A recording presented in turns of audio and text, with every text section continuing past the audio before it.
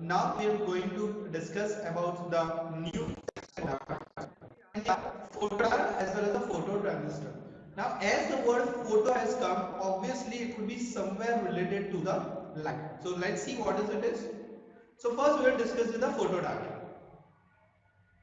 Now, what is the photodiode basically? A photodiode is a semiconductor device that converts the light absorbed into the current. So it is absorbing light and it is generating the current for us. Now also they are known as a photo detector or a photo sensor. Now why it is mandatory to mention here also it is known as a photo detector or photo sensor, because see here it is not generating the huge amount of current. Here only the conducting ability is there. So we are supposed to supply the photodiode and then only it would be working. Okay. So how it is done, let's see. So the symbol of the photodiode is identical as in PN junction diode. Just only difference is that the arrows are coming in. And arrow is nothing but same for the light, and the inward direction is signifying the absorption of the light.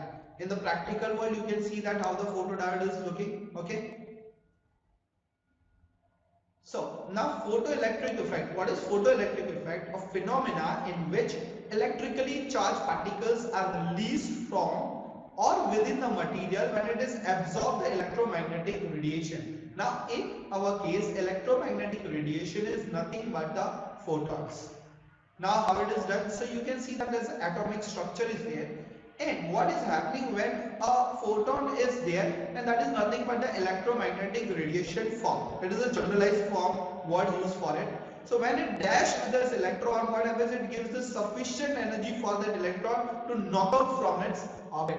So that whatever the electron is generated is usually named as photon electron. Okay, so it is named as photon electron. Why? Because it has been generated or it has been free with the means of the photons. And photons is nothing but the light, and that is our electromagnetic radiation. So now that is similar, you can see in the material that photons are inserted, and as photons are inserted, it gives sufficient energy for the electron to become free. Hence they are known as emitted electrons.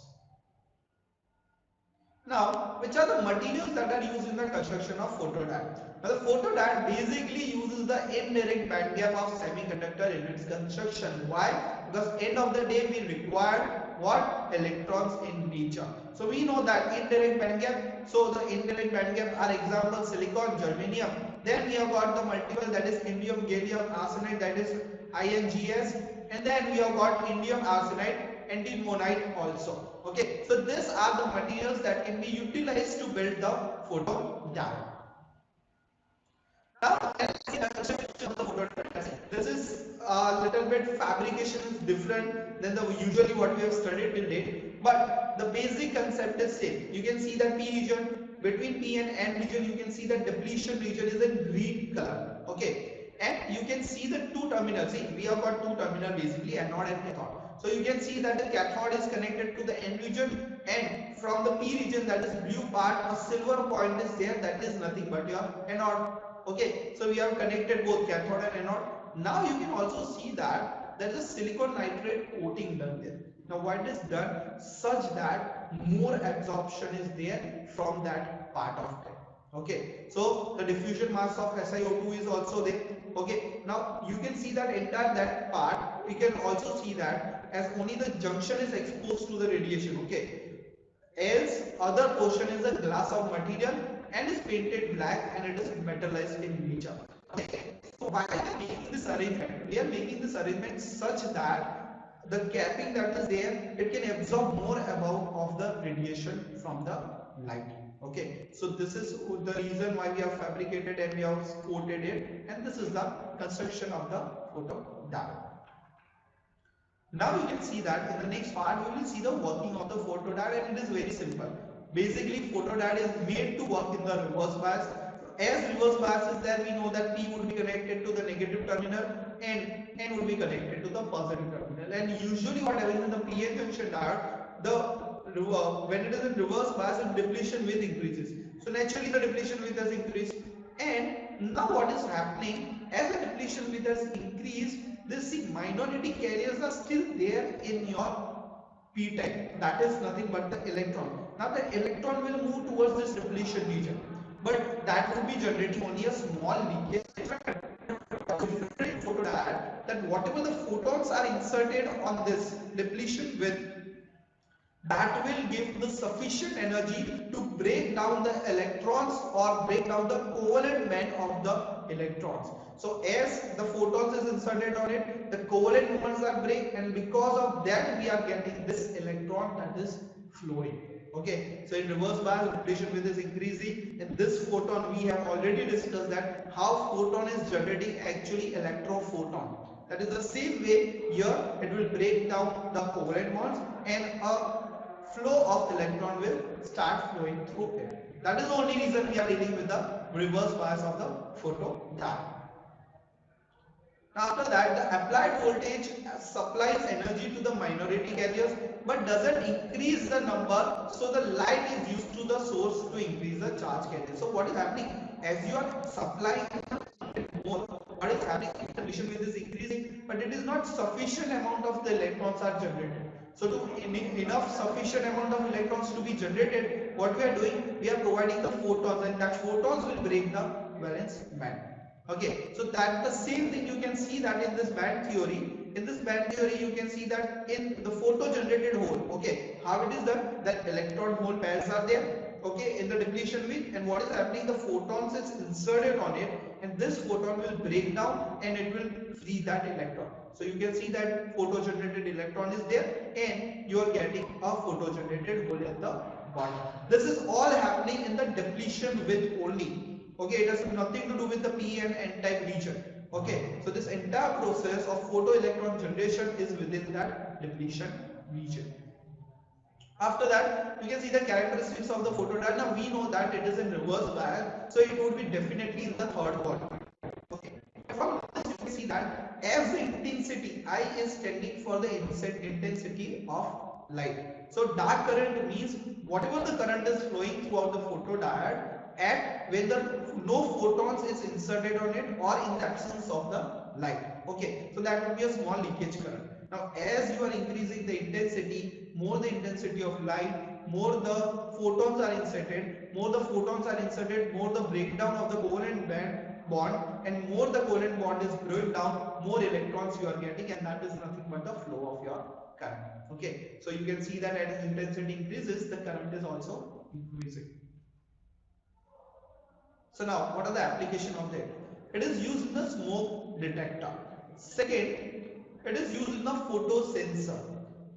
And third, it is used in CD player and the remote controls. Now, how this all things are working? See, when you are saying that it is in smoke detector, so as the light is flowing. So, what would be the concept that a certain amount of light is flowing through it? Okay, and a certain amount of current is flowing in the circuit.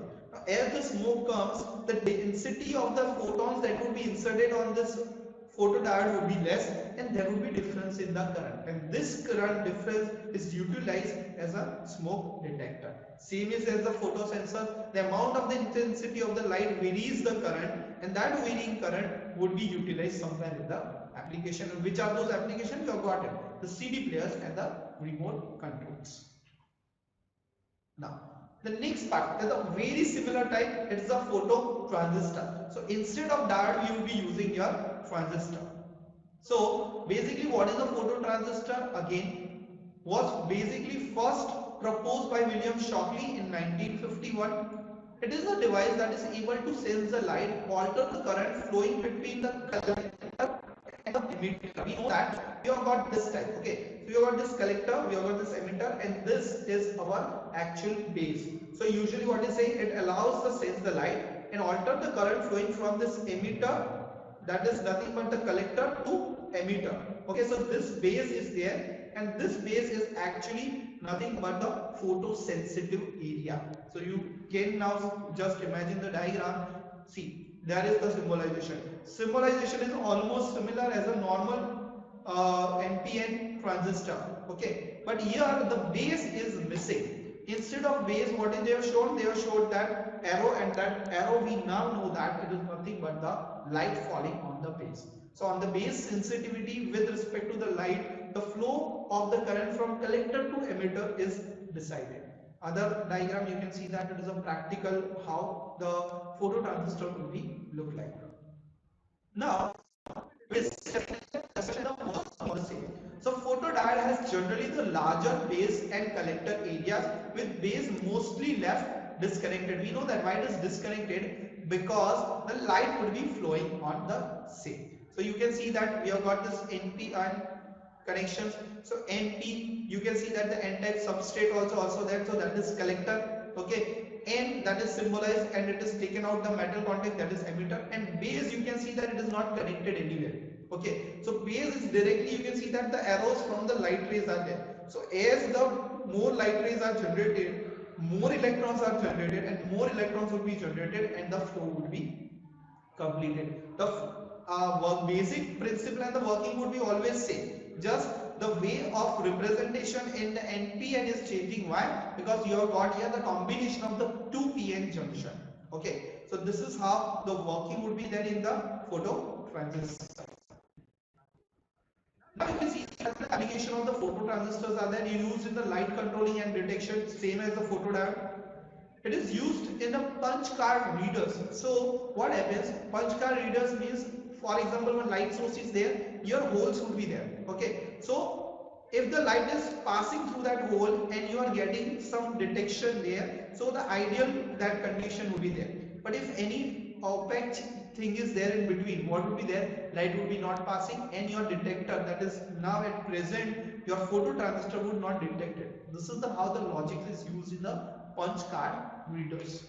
After that, it is also used in the counting system. That is the same logic, okay, as used in the punch card reader. It is also used in the lasers for light sensing. So basically, you can conclude that all the sensing, light sensing application, you will find the application of the photo transistor. Now, what is the difference between photodiode and transistor? If the all conceptually it is same, but there are the few differences, and those differences are: it generates the current as output. It generates not only current but also voltage. Why? Because you have got this emitter and collector terminal there. Okay, that's why you get the across voltage also. Second, it has got comparatively faster response, it has got comparatively slower response. But with context to that, it is less sensitive and it is highly sensitive. The work in the reverse bias, it works in the forward bias. That is nothing but, we know that this is in reverse bias, emitter is negative compared to the collector, that side is in forward bias condition. So hope you guys have got this two optical devices, that is nothing but two, that is photodiode and phototransistor. See you in the next session.